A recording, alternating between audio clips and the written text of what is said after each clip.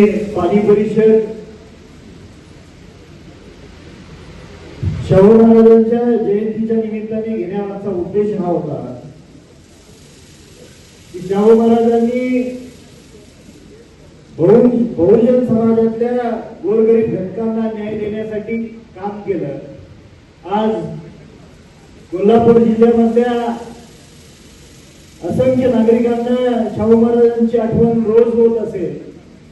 कारण आज राधानगरी सारखं धरण सुद्धा कोरडं पडलेलं आहे आणि त्या काळामध्ये पाण्याचं व्यवस्थापन गोरगरीब घटकातल्या कष्टकरी वर्गातल्या मुलामुलींना शिक्षण देण्याचं काम आणि सामाजिक समतोल न्याय देण्याचं काम शाहू महाराजांनी केलं होतं आणि त्यांच्या स्मरणात अण्णांनी आणि आबासाहेबांनी ही पाणी परिषद शाहू महाराजांच्या जयंतीच्या निमित्ताने चालू केली.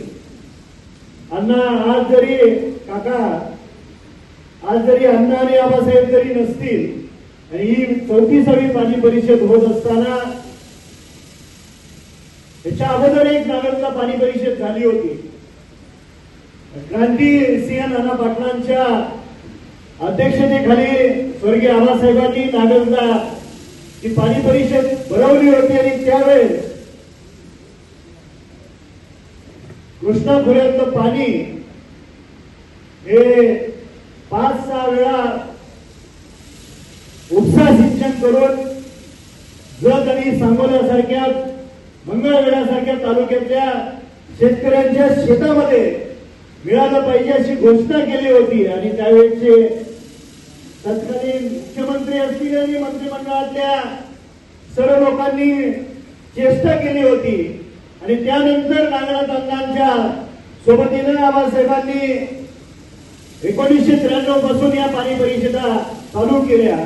आज या 34व्या पाणी परिषदेच्या निमित्ताने मंचावर उपस्थित या पाणी परिषदेचे अध्यक्ष सन्माननीय काळुंगे सर, सन्माननीय वैभव काका, सन्माननीय विक्रम दादा, सन्माननीय राजेंद्र अण्णा, सन्माननीय गौरव भाऊ, सन्माननीय